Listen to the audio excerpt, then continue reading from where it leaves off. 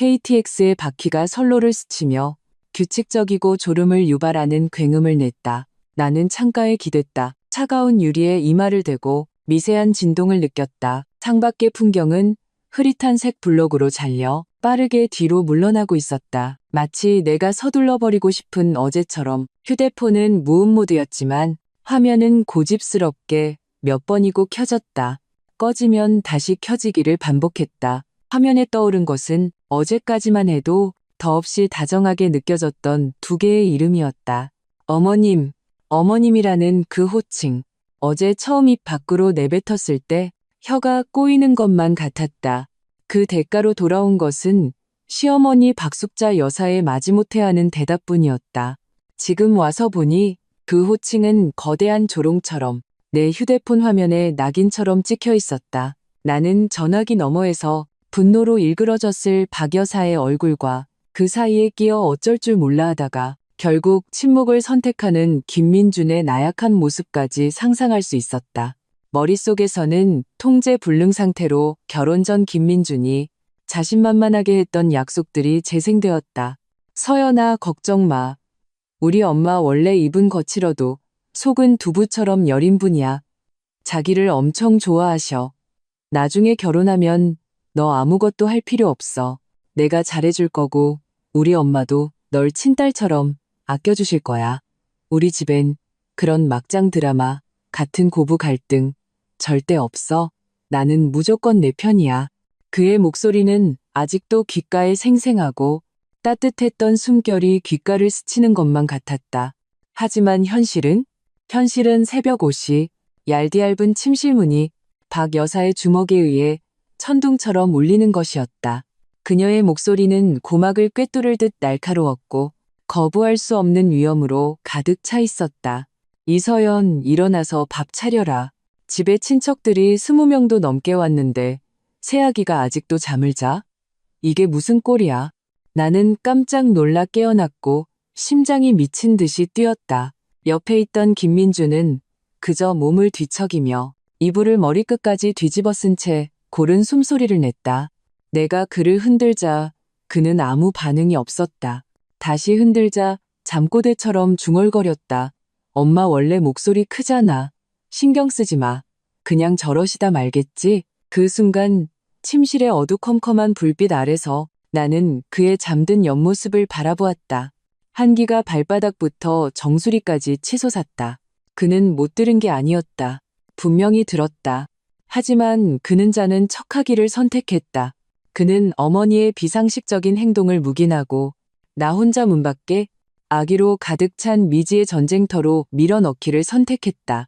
친척이 20명. 나는 그 김씨 집안에 무료 요리사나 가정부가 되려고 시집온 것이 아니었다. 구청에서 혼인신고를 할 때 직원의 축복이 아직 귓가에 맴돌고 혼인관계 증명서의 글씨는 아직 잉크도 마르지 않은 것 같았다. 하지만 내 결혼은 이 순간 이미 죽어버렸다고 느꼈다. 완벽하게 한 톨의 온기조차 남지 않았다. 나는 울지도 소리치지도 않았다. 그저 조용히 일어나 앉아 어둠 속에서 휴대폰을 더듬어 찾았다. 화면에 불빛이 눈을 찔렀고 그 덕에 정신이 번쩍 들었다. KTX 예매 앱을 열었다. 집으로 돌아가는 가장 빠른 기차표는 아침 7시 10분. 나는 한치의 망설임도 없이 결제를 마쳤다. 그리고 일어나 옷장에서 내 옷을 찾아 조용히 입었다. 짐조차 싸지 않았다. 신분증과 휴대폰만 챙겼다. 이 소위 집이라는 곳에는 내가 미련을 가질 만한 것이 아무것도 없었다. 나는 쪽지를 하나 썼다. 각자 잘 살자. 네 글자. 침대 협탁 위에 올려두었다. 그리고 문을 열었다. 박 여사의 다음 공격이 시작되기 전에 소리 없이 그곳을 빠져나왔다. 복도에는 몇몇 친척들이 고개를 내밀고 기웃거리고 있었다. 내가 나오는 것을 보고는 구경거리가 생겼다는 표정을 지었다. 나는 그들을 본체만 채하고 곧장 현관으로 걸어갔다. 신발을 갈아 신고 문을 열고 떠났다. 모든 과정은 비현실적일 정도로 평온했다. 하지만 나 자신만이 알고 있었다. 내 심장은 보이지 않는 손에 쥐어짜여 숨쉬기조차 힘들 정도로 아팠다. KTX의 에어컨은 아주 강하게 틀어져 있었다. 찬 바람에 피부에 소름이 돋았다. 나는 마침내 손을 들어 전원 버튼을 길게 눌렀다. 화면이 완전히 검게 변하기 전에 카카오톡을 열어 김민준과 박 여사를 차단 목록으로 옮겼다. 세상이 순식간에 고요해졌다. 나는 팔에 머리를 묻었다. 어깨가 억누를 수 없이 미세하게 떨리기 시작했다. 주머니 속에 휴대폰이 한 번 진동했다. 착각인 줄 알았다. 하지만 다시 고집스럽게 울렸다. 업무용으로 쓰는 다른 휴대폰이었다. 꺼내보니 화면에는 절친 지원이의 메시지가 떠 있었다. 어디야? 나는 멍해졌다. 택시를 타고 역으로 가면서 넋이 나간 상태로 그녀에게 메시지를 보냈던 것이 기억났다. 나 집에 가. 내 손가락이 화면 위에서 더디게 움직였다. 방금 기차 탔어. 지원이는 즉시 전화를 걸어왔다. 나는 잠시 망설이다가 전화를 받았다. 겁먹지 마. 대체 무슨 일이야? 그녀의 목소리는 침착하면서도 힘이 넘쳤다. 순간 나의 모든 서러움과 경계심을 꿰뚫었다. 나는 입을 열었지만 목구멍이 막힌 것처럼 한마디도 할 수 없었다. 대신 그 순간 눈물이 툭 터지듯 쏟아졌다. 나는 소리가 새어나가지 않도록 입을 막았다. 억눌린 간헐적인 흐느낌만이 새어나왔다. 괜찮아. 천천히 말해. 듣고 있어.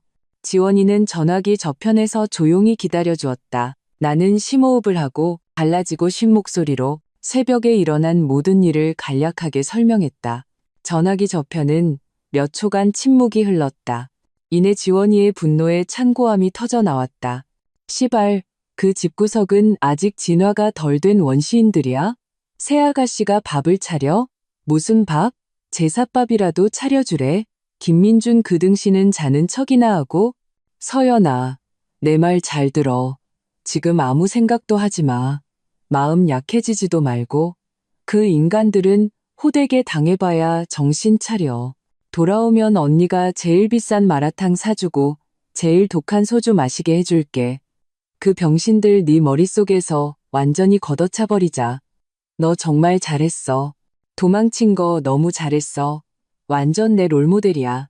그녀의 기운 넘치는 욕설을 듣고 있자니 나는 문득 웃음이 나왔. 얼굴에는 아직 눈물이 걸려 있는데 입꼬리는 연부주 올라갔다. 마음속 깊이 얼어붙어 있던 뾰족한 얼음덩이에 금이 가는 것 같았다. 따뜻한 기류가 천천히 흘러들었다. 나는 혼자가 아니었. 내게는 그녀가 있었다. 응. 나는 코를 훌쩍였. 목소리는 짙은 콧소리가 섞여 있었지만 더없이 단호했다. 전화를 끊고 나는 빠르게 스쳐 지나가는 창밖 풍경을 보았다. 처음으로 그것이 뒤로 물러나는 것이 아니라 앞으로 나아가고 있다고 느꼈다. 김민준도 박숙자도 없는 오직 나 자신만을 위한 새로운 방향으로. 이 결혼은 어쩌면 처음부터 거대한 실수였을지도 모른다. 그리고 지금 나는 그저 제때 손절한 것뿐이다. 김민준은 아침 9시가 되어서야 소변이 마려워 잠에서 깼다. 그는 졸린 눈을 비비며 습관적으로 옆자리를 더듬었다. 차가웠다. 침대의 다른 반쪽은 온기 하나 없이 싸늘했다. 그는 미간을 찌푸리며 몸을 일으켰다. 숙취로 머리가 지끈거렸다. 방은 조용했. 커튼이 쳐져 있어 희미한 빛만 새어 들어왔다. 서연이 어디 갔지? 그는 서연아 하고 불렀다. 아무 대답이 없었다. 그는 조금 짜증이 나서 이불을 걷어차고 침대에서 내려왔다. 서연이가 엄마를 도와 밥을 하고 있을 거라고 생각했다. 그 편이 차라리 나았다. 자기가 중간에서 난처할 일은 없으니까. 이따가 나가서 좋은 말 몇 마디 해주고 달래주면 이 일은 그냥 넘어갈 것이다. 여자란 다들 체면을 중시하니까. 그는 슬리퍼를 끌며 휴대폰을 집으러 협탁으로 다가갔다. 그리고 쪽지를 발견했다. 하얀 포스트잇 위에 서연이의 단정하면서도 어딘가 차가운 필체가 있었다. 각자 잘 살자. 짧은 네 글자가 네 개의 차가운 바늘처럼 순간 김민준의 신경을 찔렀다. 그는 정신이 번쩍 들었. 불길한 예감이 심장을 옥죄었다. 그는 휴대폰을 집어들고 즉시 서연에게 전화를 걸었다. 고객님의 전화기가 꺼져 있어. 기계적인 여성의 목소리가 들려오자 그의 마음은 철렁 내려앉았다. 그는 바로 카카오톡을 열어 메시지를 보냈다. 빨간색 느낌표가 떴다. 메시지를 보낼 수 없습니다. 김민준의 머릿속이 윙하고 울리며 완전히 멍해졌다. 하단에 전화기까지 껐다고? 도대체 무슨 생각이지? 당혹감과 분노가 뒤섞여 치밀어 올랐다. 감히 이런 짓을 해? 아침에 있었던 그 사소한 일 때문에. 바로 그때 침실 문이 쾅 소리를 내며 열렸다. 박숙자 여사가 허리에 손을 얹고 문 앞에 서 있었다. 얼굴은 손바닥보다 더 검었다. 김민준, 이제 일어났냐? 내 그 잘난 마누라는 어딨어? 아침밥 좀 하랬더니 어디로 사라진 거야? 친척들이 다들 배고프다고 기다리는데 내 체면이 말이 아니야. 김민주는 어머니의 그 독살스러운 얼굴을 보자 마음속의 화가 더욱 치밀어. 말투도 저절로 거칠어졌다. 내가 어떻게 알아요? 전화는 꺼져 있고 카톡은 차단당했어요. 없어졌다고요. 박 여사는 그 말을 듣자 눈을 동그랗게 떴다. 뭐? 도망갔다고? 이 여자가 정말 미쳤나? 이제 막 혼인신고했는데 감히 나한테 대들어? 이게 될 말이야? 그녀는 방으로 뛰어들어와 사방을 살폈다. 옷장에 서연의 옷이 그대로 있는 것을 보고는 조금 안심했다. 이내 다시 투덜거리기 시작했다. 짐은 그대로 있네. 멀리 가진 않았을 거야. 그냥 삐져서 우리 집 길들이려고 하는 거지. 민준아, 내가 말하는데 절대 받아주면 안 돼. 여자는 오냐오냐 해주면 버릇만 나빠져. 네가 달래줄수록 더 기고만장해진다고. 거실에서는 20명 남짓한 친척들의 수군거리는 소리가 크지도 작지도 않게 하지만 침실 안까지 똑똑히 들려왔다. 어머, 이 집 새아가씨 콧대가 보통이 아니네. 그러게 말이야. 우리가 멀리서 결혼 축하해주러 왔는데 따뜻한 밥 한 끼 못 얻어먹고 요즘 젊은 것들은 너무 곱게 자랐어. 우리 때 같았으면 어디 상상이나 해? 온 식구 시중 들면서 찍소리도 못했는데 보아하니 민준이가 마누라를 못 잡는구먼. 아직 결혼식도 안 했는데 벌써 잡혀 사네. 이런 잡담들이 하나하나 비수가 되어 김민준의 자존심을 찔렀다. 그는 얼굴이 불타는 것처럼 화끈거렸다. 마치 사람들 앞에서 발가벗겨진 기분이었다. 원래 서연에 대해 가졌던 약간의 걱정과 미안함은 이 순간 온데간데 없이 사라졌다. 그 자리를 대신한 것은 모욕감과 하늘을 찌를 듯한 분노였다. 그는 서연이 떠난 것이 박 여사에게 반항하는 것이 아니라 자신의 뺨을 때린 것이라고 생각했다. 모든 친척들 앞에서 자신을 천하의 웃음거리로 만든 것이다. 그만 좀 하세요. 그는 박 여사를 향해 소리쳤다. 초조하게 머리를 쥐어뜯었다. 박 여사는 아들의 고함에 잠시 멍해졌다가 이내 침대 가장자리에 주저앉아 다리를 치며 통곡하기 시작했다. 내가 무슨 죄를 지었길래 힘들게 키워서 장가 보냈더니 상전을 하나 들여놨구나. 이제 아들까지 나한테 소리를 지르니 내가 살아서 뭐 하겠어. 방 안은 박 여사의 통곡소리, 친척들의 수군거림, 그리고 그의 머릿속에서 윙윙거리는 소리로 가득 찼다. 김민주는 폭발할 것 같았다. 그는 침실을 뛰쳐나가 사촌 동생의 손에서 휴대폰을 빼앗았다. 떨리는 손가락으로 서연에게 문자 메시지를 보냈다. 이서연, 너 지금 뭐 하자는 거야? 고작 아침 한 끼 때문에 이럴 필요까지 있어? 내 체면은 뭐가 되고 우리 친척들은 나를 어떻게 보겠어? 이렇게 소란 피우는 게 재밌냐? 당장 안 돌아와? 문자를 보내고 그는 휴대폰을 소파에 세게 던졌다. 가슴이 격렬하게 오르내렸다. 그는 확신했다. 서연이 이 문자를 보면 분명 겁을 먹을 거라고. 여자 혼자 뭘 어쩌겠는가. 자신이 조금 강하게 나가면 분명히 고분고분 돌아와서 사과할 것이다. 그때 가서 자신이 적당히 받아주면 이 일은 그렇게 마무리될 것이다. 그는 소파에 앉아 서연의 답장을 기다렸다. 그녀가 고개를 숙이고 잘못을 빌기를 기다렸다. 하지만 그는 몰랐다. 그가 기다리는 것은 그를 평생 후회하게 만들 청산의 시작일 뿐이라는 것을. 3시간 후 나는 지친 몸을 이끌고 집 현관문 앞에 섰다. 열쇠를 구멍에 넣고 돌리자 문이 열렸다. 거실에서는 부모님이 소파에 앉아 TV를 보고 계셨다. 문 열리는 소리를 듣고 동시에 고개를 돌리셨다. 나를 본 순간 그들의 표정은 놀라움에서 걱정으로 바뀌었다. 서연아, 네가 어떻게 왔어? 어제 막 혼인신고하지 않았니? 엄마가 먼저 일어나 내 앞으로 빠르게 걸어오셨다. 얼굴이 왜 이렇게 안 좋아? 민준이랑 싸웠니? 아빠도 다가오시며 미간을 찌푸리셨다. 두 분의 걱정스러운 눈빛을 보자 코끝이 찡해지며 또 눈물이 날 뻔했다. 나는 억지로 감정을 억누르고 우는 것보다 더 보기 흉한 미소를 지었다. 별일 아니에요. 그냥 좀 다퉈서 며칠 조용히 집에 와 있고 싶어서요. 나는 진실을 말씀드리고 싶지 않았다. 두 분의 성격상 내가 유난 떤다고 철없다고 생각하시고는 오히려 나에게 돌아가서 사과하라고 하실 게 뻔했다. 그분들 세대의 관념 속에서 여자는 시집 가면 남편 집을 하늘처럼 여겨야 하고 조금 억울한 일을 당하는 것은 당연한 일이었다. 별일이 아니라니? 이 녀석아, 결혼하자마자 친정으로 달려오는 게 말이 되니? 엄마는 역시나 나를 나무라기 시작하셨다. 여보, 우선 애 좀 들어오게 해요. 무슨 말이든 차근차근 합시다. 아빠는 그나마 살이 분별이 있으셔서 엄마를 말리셨. 나는 신발을 갈아 신고 내 방으로 들어갔다. 푹신한 침대에 그대로 쓰러졌다. 익숙한 냄새가 나를 감쌌고 마치 건드리면 끊어질 듯 팽팽했던 신경이 그제야 조금 풀렸다. 정말 너무 피곤했다. 저녁 식사는 입맛이 없었. 몇 숟갈 뜨는 둥 마는 둥 하고 방으로 돌아왔다. 부모님은 내 기분이 좋지 않은 것을 보시고는 더 이상 묻지 않으셨다. 그저 한숨을 쉬며 푹 쉬라고만 하셨다.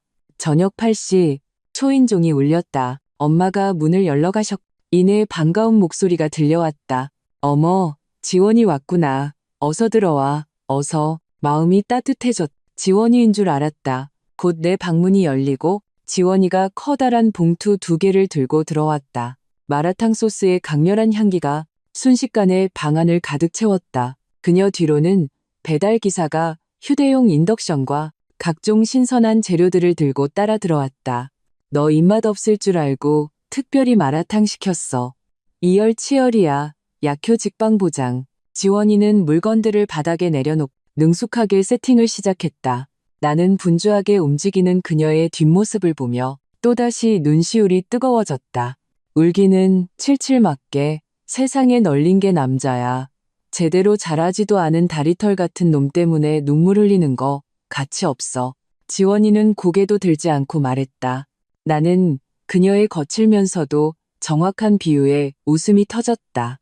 냄비에 붉은 기름이 끓기 시작하고 음식의 향기가 피어오르자 하루 종일 굳어있던 내 식욕이 마침내 자극을 받았. 지원이는 내게 맥주 한 잔을 따라주고 자신도 캔을 땄다. 자, 먼저 한잔하자. 고통의 바다에서 탈출해서 인민의 품으로 돌아온 걸 축하하며 나는 그녀와 잔을 부딪혔다. 차가운 액체가 목구멍으로 넘어가며 쌉쌀한 매가 향을 남겼다.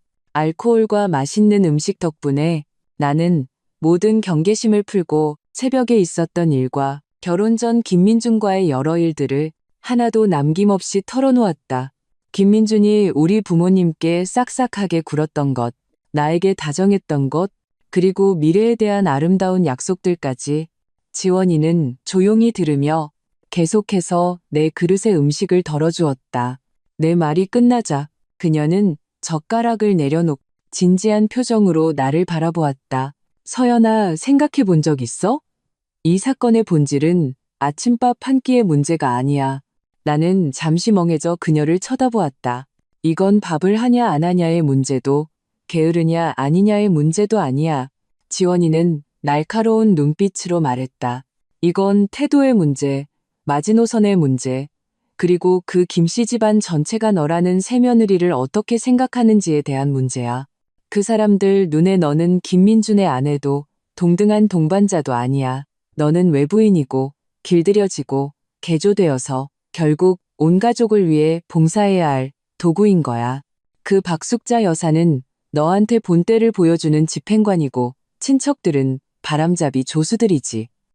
그리고 김민주는 그녀는 냉소했. 그 모든 걸 묵인하는 비겁한 놈이야. 그는 침묵과 자는 척으로 이 모든 걸 인정한다고 너에게 말하고 있는 거라고. 지원이가 하는 말 한마디 한마디가 망치가 되어 내 심장을 내리쳤다.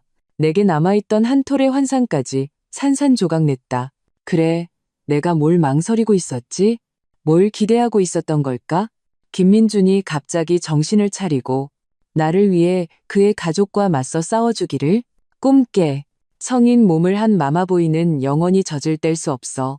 오늘 그들이 아침밥 한 끼 때문에 너한테 이렇게 할 수 있다면 내일은 애 키우는 문제, 시부모 모시는 문제, 시누이 도와주는 문제 같은 온갖 거지 같은 일로 널 죽기 직전까지 몰아붙일 거야. 네가 이번에 마음 약해져서 돌아가면 넌 완전히 지는 거야. 앞으로 내 인생은 끝없는 인내와 양보의 연속일 거고 결국 그들에게 모든 피와 살을 빨아먹히고 너 자신조차 싫어하는 원망 가득한 아줌마가 될 거라고. 나는 냄비에서 끓고 있는 붉은 기름을 보았다. 마치 지금 내 심정 같았다. 뜨겁고 아프지만 더없이 명료했다. 그럼 난 어떻게 해야 해? 내가 나지막이 물었다. 아무것도 하지 마. 지원이는 단호하게 말했다. 그냥 내버려둬. 그가 쇼하는 걸 지켜봐. 만약 그가 이대로 끝낸다면 그건 그거대로 잘 된 거야. 그런 쓰레기 같은 결혼은 없는 게 나아. 만약 그가 아직 왕후하고 싶어 한다면 진심을 가지고 오게 해. 기억해. 네가 잘못한 게 아니야. 사과하고 반성해야 할 사람들은 그들이야. 네가 지금 해야 할 일은 잘 먹고 잘 마시고 잘 자서 최상의 컨디션으로 전투를 준비하는 거야. 나는 고개를 끄덕였다. 방금 익힌 천엽 한 조각을 집어 입에 넣었다. 얼얼하고 매운 향이 입안에서 터지며 미각을 자극했다. 그래, 전투는 이제 막 시작되었다. 그리고 나는 반드시 이겨야만 한다. 나는 집에서 사흘을 머물렀다. 그 사흘 동안 업무용 휴대폰을 꺼두고 외부와 완전히 단절했다. 매일 먹고 자는 것 외에는 가끔 엄마를 따라 마트에 가는 게 전부였다. 엄마는 내 상태가 괜찮아 보이자 몇 번이고 김민준과의 상황에 대해 떠보셨지만 나는 모두 얼버무렸다. 엄마가 걱정하시는 건 알지만 이 일에 부모님을 끌어들일 수 없다는 것을 더 잘 알았다. 나흘째 아침 나는 휴대폰을 켰다. 예상대로 수많은 부재중 전화와 메시지가 쏟아져 들어왔다. 대부분 김민준에게서 온 것이었고 몇 개는 박 여사와 다른 김씨 집안 친척들의 것이었다. 나는 김민준이 보낸 문자들을 빠르게 훑어보았다. 처음에 분노에 찬 비난에서 나중에 따지는 말투로 그리고 마지막에는 톤이 부드러워지며 자기가 잘못했으니 전화를 받으라고 했다. 전형적인 병 주고 약 주는 수법이었다. 나는 냉소하며 휴대폰을 옆에 던져두었다. 1분도 채 되지 않아 김민준에게서 전화가 걸려왔다. 나는 한참 동안 울리게 내버려 두다가 천천히 받았다. 서연아, 드디어 전화 받는구나. 김민준의 목소리는 다급하고 화가 난 듯했고 억눌린 서러움도 묻어 있었다. 나는 말없이 그가 연기하는 것을 들었다. 그날 아침 일은 내가 잘못했어. 자는 척하면 안 됐는데 엄마도 말씀이 좀 심하셨고 내가 엄마 대신 사과할게. 응? 들어봐라. 이 얼마나 성의 없는 사과인가. 대신 사과한다니. 그의 어머니는 벙어리인가? 왜 말을 안 해? 서연아. 네가 화난 건 알겠는데 그렇다고 이렇게 잠수 타면 어떡해. 친척들도 다 계시고 엄마도 며칠째 얼굴이 말이 아니셔. 우리 가족 전부 너 때문에 고개도 못 들고 다닌다고. 그는 동정심을 유발하기 시작했다. 모든 책임을 내게 떠넘기며 마치 그와 그의 엄마가 피해자고 내가 비이성적으로 소란을 피우는 악녀인 것처럼. 하고 싶은 말이 뭔데? 나는 마침내 입을 열었다. 목소리는 얼음처럼 차가웠다. 김민주는 내 차가운 태도에 놀란 듯 잠시 멈칫했다. 그리고는 다시 말투를 부드럽게 했다. 서연아, 네가 속상한 거 알아. 일단 집으로 돌아와. 응? 무슨 일이든 집에 와서 얼굴 보고 얘기하자. 사람들 웃음거리 되지 말고 집으로 돌아오라고. 나는 마치 세상에서 가장 웃긴 농담을 들은 것처럼 그 말을 되뇌었다. 김민준, 지금 우리 사이가 집에 가서 좋은 말 몇 마디 나눈다고 해결될 문제라고 생각해? 그럼 어떻게 하고 싶은데? 그의 목소리에 초조함이 묻어나 판단해. 나는 몸을 바로 세우고 또박또박 3가지 조건을 말했다. 첫째, 당신 어머니, 박숙자 여사가 그날 아침의 행동에 대해 내 앞에서 정식으로 사과하게 해. 당신이 대신하는 거 말고 직접. 둘째, 우리 결혼 후에는 반드시 분가해서 살 거야. 시부모님과 함께 살지 않아. 이건 내 마지노선이야. 우리만의 공간이 필요하고 당신의 원래 가족과 안전거리를 유지할 필요도 있어. 셋째, 이 집의 모든 일에 대해 나에게도 동등한 발언권과 결정권이 있어. 나는 당신들이 들인 가정부가 아니야. 나는 당신의 아내고 이 집의 안주인이야. 어떤 일이든 나에게 필요한 건 상이지. 일방적인 통보가 아니야. 전화기 저편은 긴 침묵에 빠졌다. 그의 거친 숨소리가 들려왔다. 한참 후에야 그가 우물쭈물 입을 열었다.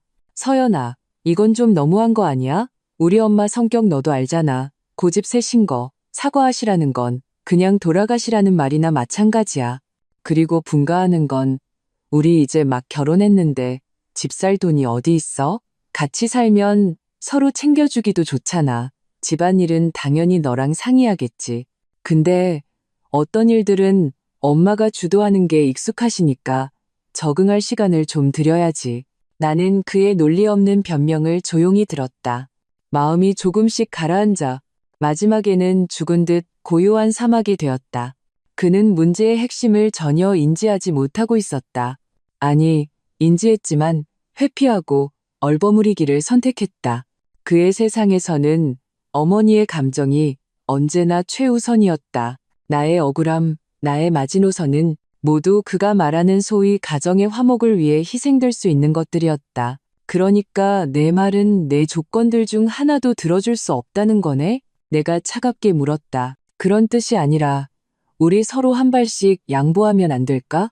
그는 아직도 흥정을 시도하고 있었다. 김민준, 나는 그의 말을 끊었다. 나는 지금 너랑 상의하는 게 아니야.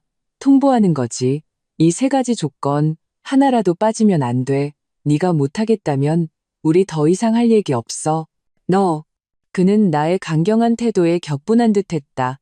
이서연, 너 너무 기어오르지 마. 내가 좋게 말하니까 만만해 보여? 내가 너 아니면 안 될 것 같아? 그래, 내가 말했. 그럼 그렇게 하자. 말을 마치고 나는 바로 전화를 끊었다. 한치의 미련도 없었다. 이 협상은 이미 결렬되었다는 것을 알았다. 그리고 앞으로 내가 마주해야 할 것은 더욱 거센 폭풍우일 것이다. 역시나 협상이 결렬된 다음 날, 김민주는 모든 연락을 끊었다. 그는 냉전, 렁진을 시작했다.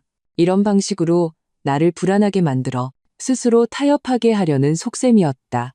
하지만 그는 계산을 잘못했다. 나는 그가 상상하는 것보다 훨씬 평온했다. 나를 정말 괴롭힌 것은 박숙자 여사였다. 그녀는 내 쪽을 공략하는 것이 어렵다고 판단하자 총구를 돌려 우리 부모님에게 맹공을 퍼부었다. 어디서 알아냈는지 부모님의 전화번호로 하루에 수십 통씩 전화를 걸었다. 전화에서는 흑백을 전도하며 나를 게으르고 불효하며 막무가내인 악녀로 묘사했다. 사부인, 제가 이런 말씀드리긴 못하지만 따님을 어떻게 키우셨어요? 시집 온 지 얼마나 됐다고 시어미한테 얼굴을 붉힙니까? 아침밥 한 끼 차리라는 게 죽을 죄라도 됩니까? 우리 김씨 집안이 8대 조상한테 무슨 죄를 지었길래 이런 상전을 들여왔는지 모르겠습니다. 지금은 또 삐져서 친정으로 도망가고 이게 소문나면 우리 집 체면이 뭐가 되겠어요? 부모님께서도 잘 좀 타일러 주세요. 부부싸움은 칼로물 백이라잖아요. 고작 이런 일로 이혼할 수는 없지 않습니까? 엄마는 평생 누구와 얼굴 붉힌 적 없는 순박한 분이셨다. 박 여사의 이런 비난과 도덕적 압박에 전혀 대응하지 못하고 그저 좋은 말로 알겠다고 잘 타일러 보겠다고만 하셨다. 전화를 끊고 엄마는 나를 찾아와 이야기를 나누려 하셨다. 내 침대 가장자리에 앉아 말을 꺼내려다 마시기를 반복하시더니 결국 한숨을 쉬셨다. 서연아, 엄마도 네가 속상한 거 알아. 근데 그래도 이미 혼인신고까지 했으니 한 가족이 잤니? 네가 그냥 한번 숙이고 들어가는 건 어떠니? 먼저 돌아가. 부부 사이에는 한 발 물러서면 더 넓은 세상이 보이는 법이야. 이렇게 버티는 건 누구에게도 좋지 않아. 아빠도 옆에서 거들었다. 그래, 네 시어머니가 전화해서 친척들이 아직 안 가고 너희 결혼 축하연 기다리고 있다더라. 네가 이렇게 안 돌아가면 모양새가 정말 안 좋긴 해. 나는 그들의 조심스러우면서도 기대에 찬 눈빛을 보았다. 마음 한구석이 시큰거렸다. 나는 그분들의 고충을 이해했다. 그들은 내가 결혼하자마자 이혼하는 것을 원치 않으셨다. 남들에게 손가락질 당할까봐 두려워하셨다. 그들의 관념 속에서는 실리보다 체면이 더 중요했다. 하지만 그들은 몰랐다. 이것은 더 이상 체면의 문제가 아니었다. 이것은 내 앞으로의 수십 년 인생의 행복이 걸린 문제였다. 엄마, 아빠, 이 일은 신경 쓰지 마세요. 내 목소리는 작았지만 단호했다. 이건 제 일이에요. 제가 알아서 처리할게요. 네가 어떻게 처리해? 이 녀석 고집은 정말. 엄마는 답답해하셨다. 저는 돌아가지 않을 거예요. 그들이 제 조건을 받아들이지 않는 한 나는 두 분을 바라보며 또박또박 말했다. 그날 밤 우리 집에서는 처음으로 격렬한 언쟁이 벌어졌다. 부모님은 번갈아가며 애끓는 심정으로 나를 설득하셨다. 전통적인 도덕관념에서부터 이웃들의 험담, 그리고 나의 미래 행복까지. 하지만 그들이 말을 하면 할수록 내 마음은 더욱 비참해졌다. 결국 이 세상에서 나를 진정으로 이해하고 지지해주는 사람은 나 자신뿐이었다.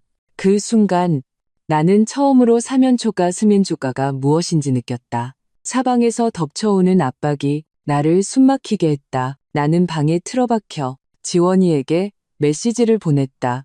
나 더는 못 버티겠어. 지원이의 전화가 바로 걸려왔다. 버텨.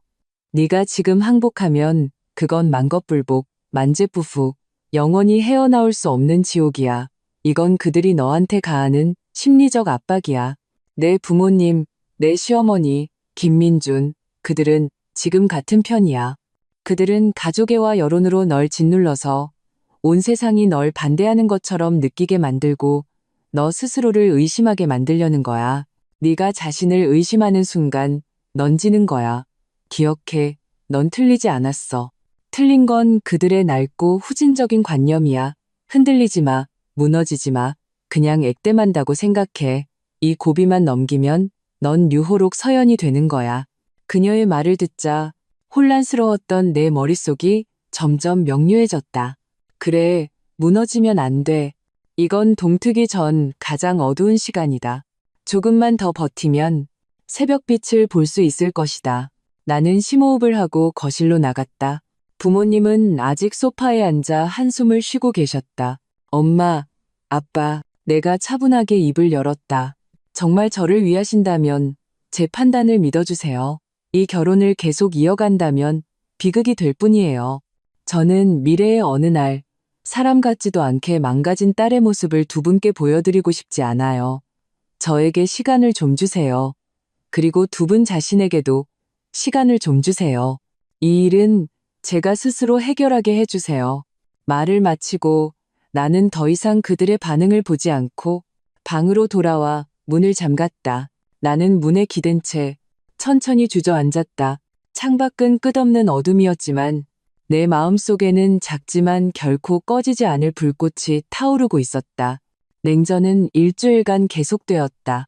김민주는 아마도 냉전이 내게 전혀 효과가 없다는 것을 깨닫고는 마침내 더 이상 앉아있을 수만은 없게 된 모양이었다. 어느 주말 오후 우리 집 초인종이 울렸다. 엄마가 현관 카메라로 밖을 보시더니 얼굴색이 순식간에 변했다. 서연아, 김민준이랑 그 엄마야. 나는 심장이 덜컥 내려앉았다. 올 것이 결국 오고야 말았다.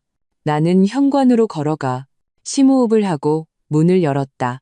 문 밖에는 초췌한 얼굴에 김민준이 서 있었고 옆에는 장바구니를 든 채 방금 장을 보고 오는 길에 들른 듯한 모습의 박숙자 여사가 있었다. 내가 문을 열자 박 여사의 눈이 순식간에 붉어졌다. 내가 말을 꺼내기도 전에 그녀는 나를 밀치고 거실로 뛰어들어갔다. 아이고, 사부인, 제가 드디어 뵙네요. 그녀는 엄마에게 달려가 그 손을 잡고 통곡하기 시작했다. 제가 무슨 죄를 지었길래 우리 서연이가 어쩌자고 이렇게 속 좁게 구는지, 고작 아침밥 한 끼 때문에 집을 나가서 돌아오지도 않고 지난 일주일 동안 저랑 애아빠는 먹지도 자지도 못했어요. 그녀는 마치 하늘이 무너진 듯 서럽게 울었다. 부모님은 그녀의 기세에 어안이 벙벙해져 어색하게 위로할 뿐이었다. 김민준이 따라 들어와 내 곁으로 와서 낮은 목소리로 말했다. 서연아, 그만하고 집에 가자. 엄마 저렇게 힘들어 하시는 거 안 보여? 나는 이 서투른 이중 연극을 차가운 눈으로 바라보았다. 역겨울 뿐이었다. 집에 가자고? 내가 김민준을 쳐다보았다. 내 조건은 받아들인 거야? 김민준의 표정이 굳어지며 시선을 피했다. 집에 가서 천천히 얘기하면 안 될까? 꼭 이렇게 험악하게 해야겠어? 박 여사의 울음소리가 어느새 잦아들었다. 그녀는 고개를 돌려 퉁퉁 부은 눈으로 나를 보며 감정에 호소하기 시작했다. 서연아, 그날 엄마가 잘못한 거 알아. 엄마 성격이 급해서 목소리가 좀 컸지. 근데 다 너희들 잘 되라고 그런 거야. 친척들이 다 보고 있는데 새아기가 그래도 체면은 차려야지. 그냥 엄마 체면 한번 봐준다고 생각하고 우리랑 같이 돌아가자. 응? 그녀의 말투는 부드러워 보였지만 말 속에는 한치의 사과도 없었다. 오히려 당연하다는 듯한 압박으로 가득 차 있었다. 당신 체면은 당신이 챙겨야지. 왜 내가 챙겨줘야 하죠? 나는 속으로 비웃었지만 겉으로는 아무렇지 않은 척했다. 체면이요? 내가 나지막이 입을 열었다. 지금 우리 사이에 체면을 논할 게 남아있다고 생각하세요? 내 말에 거실의 분위기는 순간 얼어붙었다. 박 여사의 얼굴이 험악하게 변했다. 그녀는 내가 이렇게까지 뻔뻔하게 나올 줄은 몰랐던 것이다. 너 지금 말하는 것 좀 봐. 그녀는 목소리를 높였다. 비난의 기미가 다시 드러났다. 우리 집이 너한테 뭘 못해줬는데? 네가 시집와서 우리가 먹여주고 입혀주고 너희들 그 큰 아파트 사주려고 우리 민지 시집 갈 때 쓰려고 모아둔 혼수 비용까지 다 보태줬어. 뭐가 그렇게 불만이야. 그녀는 감정이 격해져 자신들이 얼마나 나를 중요하게 생각했는지를 증명하기 위해 급한 나머지에서는 안 될 말을 해버렸다.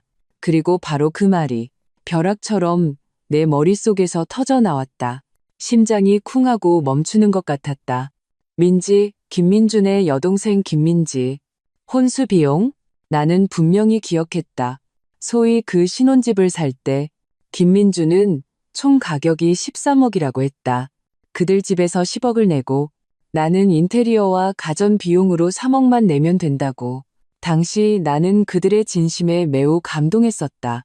하지만 지금 박 여사의 말은 나를 순식간에 얼음 동굴로 떨어뜨렸다. 신우이의 혼수 비용? 아파트 사는 것과 혼수 비용이 어떻게 관련이 있을 수 있지? 거대하고 끔찍한 의혹이 내 마음속에서 빠르게 피어올랐다. 마치 짙어서 거치지 않는 검은 안개처럼 나는 눈앞에서 여전히 떠들어대는 박 여사와 그녀를 말리려는 듯 당황한 표정의 김민준을 보았다.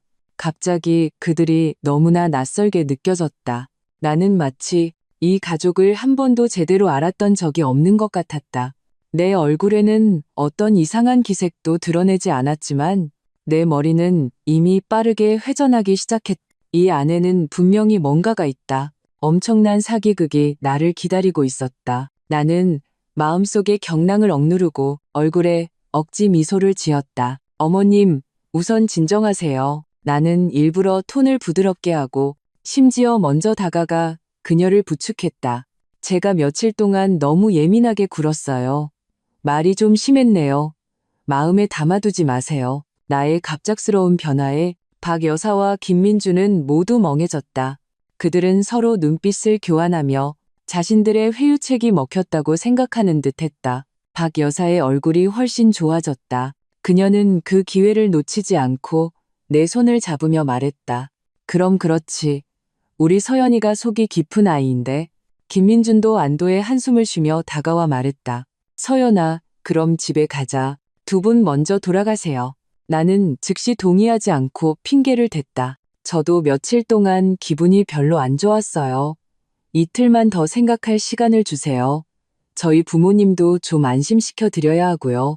이 이유는 합리적이어서 그들은 반박할 이유를 찾지 못했다. 그럼 알았어. 김민주는 조금 아쉬워했지만 내 태도가 부드러워진 것을 보고 더 이상 강요하지 않았다. 서연아, 그럼 빨리 마음 정리해야 한다. 집에 친척들이 아직 기다리고 있어. 박 여사는 떠나기 전에도 잊지 않고 한마디 덧붙였다. 나는 미소 지으며 고개를 끄덕이고 이 역겨운 모자를 집 밖으로 배웅했다. 문이 닫히는 순간 내 얼굴의 미소는 즉시 사라졌다. 나는 문에 기댔다. 등이 얼음장처럼 차가웠다. 나는 즉시 방으로 달려가 휴대폰을 들고 지원이에게 전화를 걸었다. 지원아, 큰일 났어. 나는 방금 박 여사가 무심코 내뱉은 말을 한 글자도 빠짐없이 지원이에게 들려주었다. 전화기 저편의 지원이는 몇 초간 침묵했다. 혼수? 서연아, 이건 절대 뭔가 있어. 변호사로서의 직업적 민감성이 그녀로 하여금 즉시 이상한 냄새를 맡게 했다. 정상적인 주택 구매 과정에서 어떻게 신우이의 혼수 비용을 쓸 수 있단 말인가. 논리적으로 전혀 말이 되지 않았다. 만약에 뭐? 내 심장이 목구멍까지 차올랐다. 만약 그 돈의 용도가 그들이 말한 것과 전혀 다르다면 지원이는 목소리가 지극히 진지해졌다. 너 지금 당장 무슨 수를 써서라도 너희 그 신혼집 매매 계약서랑 대금 지급 증명서를 확인해야 해. 서류를 직접 봐야 진실을 알 수 있어. 근데 내가 무슨 핑계로. 나는 조금 난감했. 여자의 불안감을 이용해 지원이는 즉시 전략을 제시했다. 김민준한테 이렇게 말해. 네가 집에 와 있는 동안 부모님이 아무리 생각해도 불안해하신다고. 3억만 냈으니 등기부등본에 내 이름이 없을 것 같아서 마음이 안 놓인다고 해. 부모님을 안심시켜드리고 또 그가 너랑 잘 살고 싶다는 진심을 보여주기 위해서 매매 계약서를 보여달라고 해. 내 이름을 공동명의로 올리고 싶다고. 아니면 한 발 물러서서 부모님 명의라도 올려드리고 싶다고 해. 그래야 부모님께서 안심하고 널 다시 보낼 수 있다고. 그리고 그의 반응을 봐. 만약 그가 당당하다면 우리가 너무 예민하게 생각한 걸 수도 있어. 만약 그가 온갖 핑계를 대며 거절한다면 이건 100% 뭔가 있는 거야. 지원이는 분석은 명쾌했다. 나는 무릎을 탁 쳤. 그래, 역으로 이용하는 거야. 천재 공격. 나는 이 사기극의 위장을 내 손으로 직접 찢어버릴 것이다. 전화를 끊고 나는 조금도 지체하지 않았다. 감정을 추스르고 김민준에게 카카오톡 메시지를 보냈다. 내 말투는 부드러우면서도 약간의 서러움을 담았다. 민준 씨, 방금 엄마랑 또 한참 얘기했는데 아직도 불안해하셔. 우리가 산 아파트, 내가 3억만 냈으니까 등기부등본에 내 이름은 없을 거라고. 나중에 당신 집에서 혹시라도 서러움 당하면 기댈 곳 하나 없을까봐 걱정하신대. 이런 요구가 좀 과한 건 알지만 우리 부모님 안심시켜드리려고 그러는 거니까. 혹시 아파트 관련 서류 좀 보여줄 수 있을까? 내 이름도 올릴 방법이 있는지 보고 싶어서 메시지를 보내고 나는 휴대폰 화면을 뚫어져라 쳐다보며 그의 답장을 기다렸다. 심장이 가슴속에서 미친 듯이 뛰었다. 마치 최후의 심판을 기다리는 것 같았다. 김민준의 전화는 거의 바로 걸려왔다. 그의 목소리는 다소 황급했고 심지어 감지하기 어려운 더듬거림까지 섞여 있었다. 서연아, 갑자기 그건 왜 보려고? 내가 보고 싶은 게 아니라 부모님이 불안해하셔서요. 시집 보내는데 뭔가 보장은 있어야 한다고 생각하시나 봐요.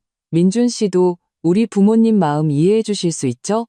나는 일부러 말을 합리적으로 해서 그가 도의적으로 나를 비난할 수 없게 만들었다.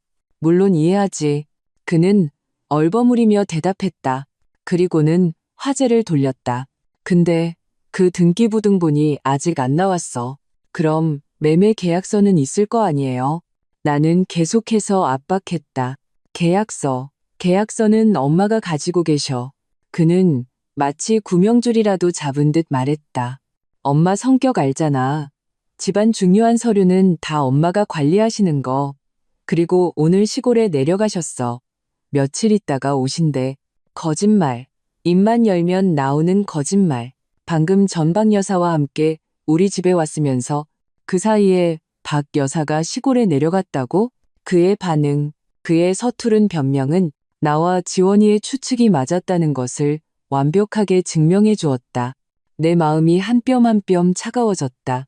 마지막 남은 한 톨의 환상마저 이 순간 그에 의해 산산조각 났다. 결국 처음부터 끝까지 나는 거대한 사기극에 속고 있었던 것이다.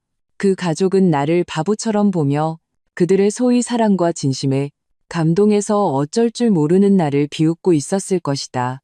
그래요? 내 목소리에는 아무런 감정도 담겨 있지 않았다. 그럼 어머님 돌아오시면 그때 볼게요. 응, 알았어. 김민주는 마치 사면이라도 받은 듯 다급하게 대답했다. 전화를 끊고 나는 침대 가장자리에 앉았다. 온몸의 기운이 다 빠져나간 것 같았다. 나는 울지도 분노하지도 않았다. 마음속은 죽은 듯 고요한 황무지였다. 애막대어 심사, 아이모 따위 신스, 마음이 죽는 것보다 더 큰 슬픔은 없다는 말이 아마 이런 기분일 것이다. 나는 더 이상 어떤 환상도 품지 않았다. 지금부터 나는 오직 나 자신을 위해 싸울 것이다. 나는 컴퓨터를 켜고 지원이의 원격 지도를 받으며 나에게 유리한 모든 증거를 수집하기 시작했다.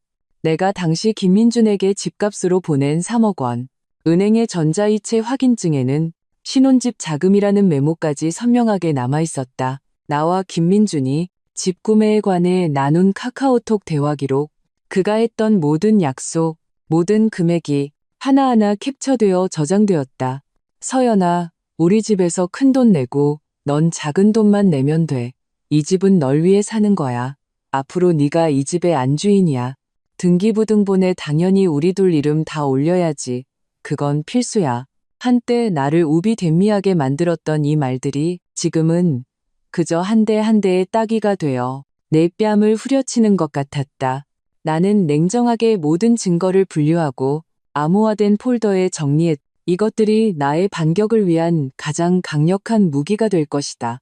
김민준, 박숙자, 당신들이 내게 빚진 것, 나는 한 푼도 남김없이 전부 받아낼 것이다.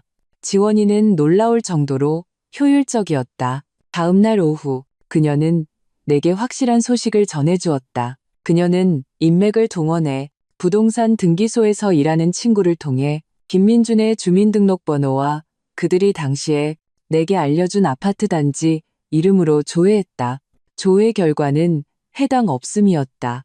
그 아파트 단지에는 소유주나 매매 계약서상의 이름이 김민준인 집은 단 한 채도 없었다. 진실은 단 하나였다. 그들은 애초에 그 돈으로 그들이 말한 신혼집을 사지 않았던 것이다. 지원이에게서 이 결과를 전해 들었을 때 나는 창가에 앉아 물을 마시고 있었다. 손에 들고 있던 유리잔이 쨍그랑 소리를 내며 바닥에 떨어져 산산조각 났다. 나는 그러나 조금도 놀라지 않았다. 그저 바닥의 유리 조각들을 멍하니 바라볼 뿐이었다. 극심한 현기증이 덮쳐왔다. 나는 책상을 붙잡고서야 겨우 몸을 가눌 수 있었다. 결국 내가 직접 가보고 미래를 그리며 기뻐했던 그 집마저도 완벽한 거짓말이었다니.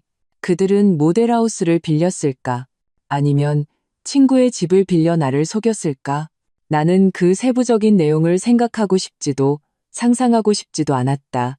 그저 나를 더욱 역겹게 만들 뿐이었다.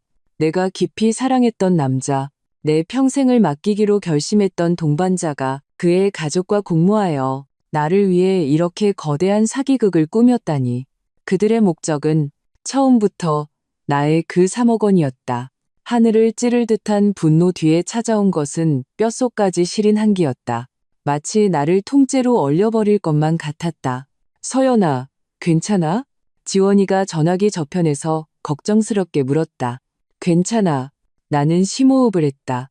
목소리는 놀라울 정도로 평온했다. 이제 어떻게 해야 해? 자금 흐름을 추적해야지. 지원이는 단호하게 말했다.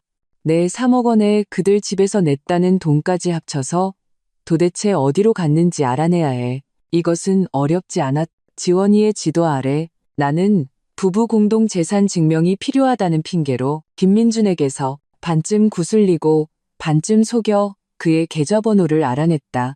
지원이는 다시 인맥을 동원해 곧 그 돈의 최종 행방을 찾아냈다.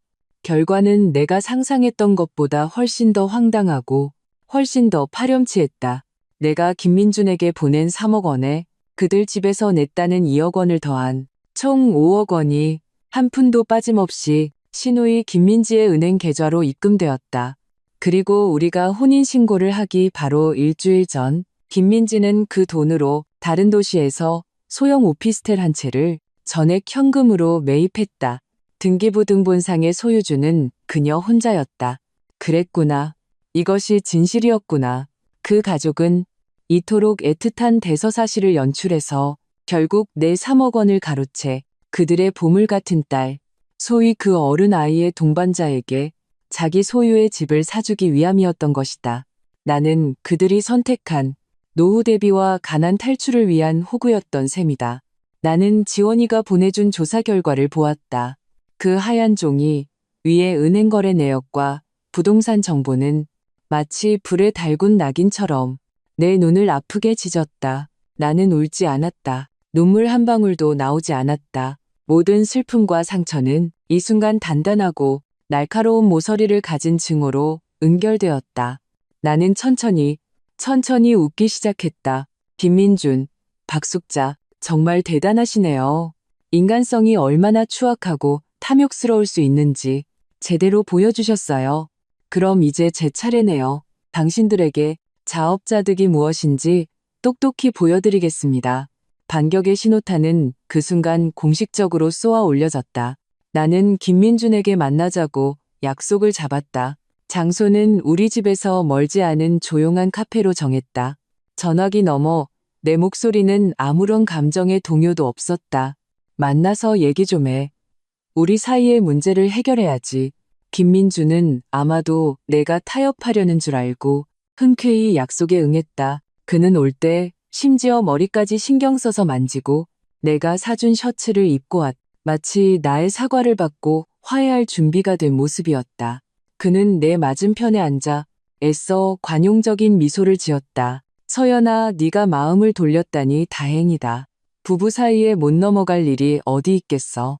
나는 그의 그 위선적인 얼굴을 보며 문득 웃음이 나왔다. 나는 말없이 가방에서 서류 봉투를 꺼내 안에 프린트된 것들을 하나씩 그의 앞에 조용히 밀어놓았다. 첫 번째 장은 내가 그에게 3억 원을 이체한 은행 거래 내역서였다. 신혼집 자금이라는 세 글자는 내가 빨간 펜으로 동그라미를 쳐두었다. 두 번째 장은 그와 나의 카카오톡 대화 기록 캡처본이었다. 집 구매와 공동명의에 대한 약속들이 선명하게 남아있었다. 세 번째 장은 김민지가 다른 도시에서 소유한 부동산 정보였다. 소유주 이름, 구매 금액, 지불 방식이 모두 적혀 있었다. 마지막 장은 그 5억 원 자금의 전체적인 흐름도였다.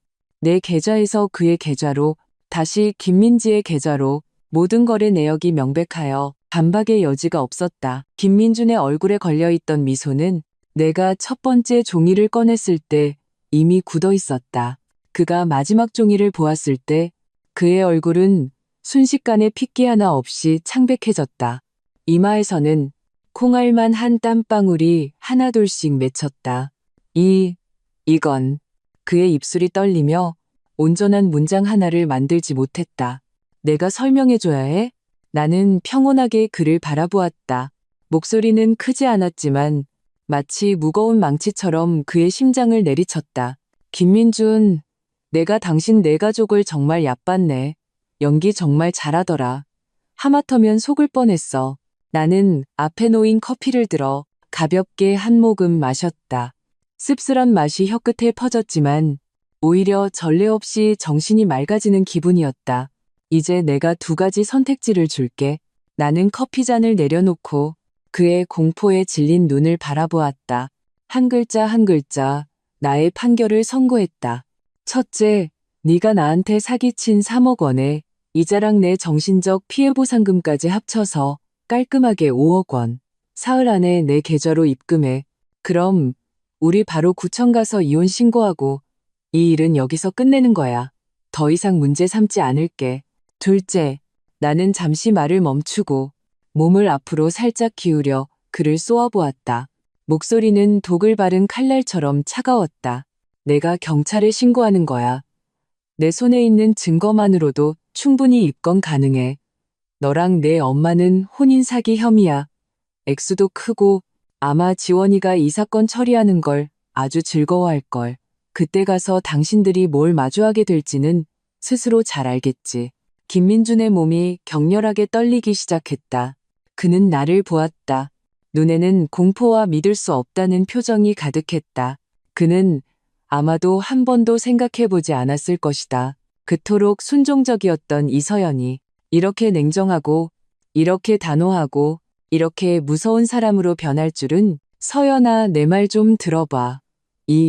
이건 다 엄마가 시킨 거야. 그는 쿵 소리를 내며 의자에서 미끄러져 내려와 바닥에 무릎을 꿇었다. 카페 안에 몇몇 손님들이 모두 우리 쪽을 쳐다보았다. 나는 그러나 조금의 동요도 없었다.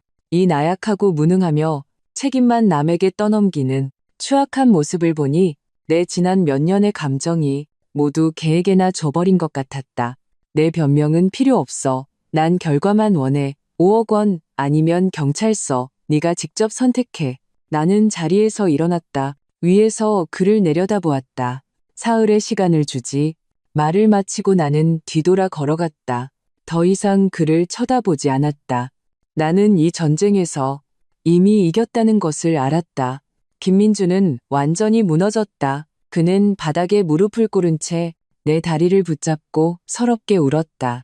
서연아, 내가 잘못했어. 정말 잘못했어. 한 번만 더 기회를 주면 안 될까? 다 엄마 때문이야. 엄마가 시켰어.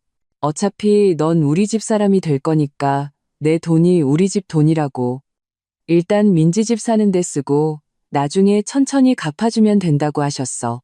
나는 혐오스럽게 그의 손을 뿌리쳤다. 마치 더러운 쓰레기를 털어내듯. 천천히 갚는다고? 어떻게? 내 남은 인생을 무료 노동으로 바쳐서? 나는 냉소하며 휴지 한 장을 뽑아 그가 만졌던 종아리를 꼼꼼히 닦았다. 주변 사람들의 수군거림이 그를 쥐구멍에라도 들어가고 싶게 만들었다.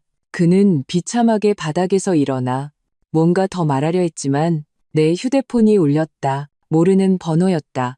나는 전화를 받아 스피커폰으로 돌렸다. 전화기 저편에서는 즉시 박숙자 여사의 날카롭고 귀에 거슬리는 고함이 터져나왔다. 이서연, 이 미친년아. 무슨 속셈이야. 감히 우리 집안 계좌를 뒤져? 너 처음부터 우리 집 등쳐먹으려고 작정한 거지? 내가 말하는데 우리 집에서 단 한 푼도 못 가져가. 넌 그냥 음흉한 배은망덕한 년이야. 우리 집이 정말 눈이 삐었지? 너 같은 걸 들여서 악독한 욕설, 뉘우침 없는 비난이 휴대폰 스피커를 통해 카페 구석구석으로 선명하게 퍼져나갔다. 김민준의 얼굴은 하얘졌다가 파래지고 파래졌다가 보라색이 되며 마치 팔레트처럼 다채로웠다. 나는 그를 보며 웃었다. 들었어? 이게 내 엄마야. 이게 네가 한 번만 더 기회를 달라고 한 가족이라고. 나는 더 이상 그와 실랑이하지 않고 바로 전화를 끊었다. 그리고 김민준 앞에서 그 번호를 차단했다. 내 인내심에도 한계가 있어. 내가 차갑게 그를 쳐다보았다. 사흘 뒤에 돈이 입금되지 않으면 우리 법정에서 보자. 나는 뒤돌아 떠났다. 그에게 단호한 뒷모습을 남긴 채 그 후 사흘 동안 김씨 집안은 완전히 난장판이 되었다. 김민준이 나의 최후 통첩을 박 여사에게 전하자 박 여사는 처음에는 아직도 강경하게 내가 겁을 주는 것이라며 난리를 쳤다. 김민준이 지원이의 명함과 혼인 사기죄에 관한 법률 조항 몇 개를 캡처해서 보내주고 나서야 그녀는 마침내 두려움을 느꼈다. 하나뿐인 아들에게 전과가 생겨 인생이 망가지는 것을 원치 않았다. 하지만 5억 원은 그들의 평범한 월급쟁이 가정에게는 결코 작은 돈이 아니었다. 그들의 유일한 방법은 시누이 김민지에게 손에 넣은 지 얼마 되지도 않은 그 오피스텔을 팔게 하는 것이었다. 김민지는 당연히 100번이고 싫다고 했다. 그녀는 그 오피스텔을 위해 엄마와 함께 그토록 오랫동안 연극을 했는데 이제 와서 토해내라는 것은 그녀를 죽이는 것보다 더 고통스러운 일이었다. 집은 매일같이 아수라장이었다. 울음소리, 다툼소리, 욕설이 끊이지 않았다. 박 여사는 사방에 빌고 다니고 심지어 자기 딸에게 무릎까지 꿇었다. 김민지는 오빠가 무능해서 여자 하나 제대로 다루지 못한다고 욕했다. 김민주는 그 사이에서 진퇴양난이었다.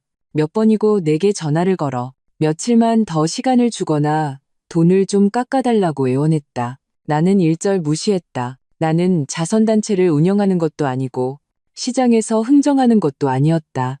그들은 자신들의 탐욕과 어리석음에 대해 응당한 대가를 치러야만 했다. 그들이 직접 불붙인 이 큰 불은 결국 그들 자신에게 번졌다. 그들이 서로 물고 뜯는 것을 보며 내 마음에는 아무런 동요도 없었다. 나는 그저 냉담한 방관자로서 내 것을 되찾을 때를 기다릴 뿐이었다. 사흘째 되던 날 오후 내 휴대폰에 은행 입금 알림 문자가 도착했다. 5억 원. 한 푼도 더하지도 덜하지도 않았다. 나는 그 숫자를 보며 길게 숨을 내쉬었다. 그동안의 억압, 분노, 서러움이 이 순간 그 숨과 함께 모두 사라지는 것 같았다. 나는 김민준에게 메시지를 보냈다. 돈 받았어.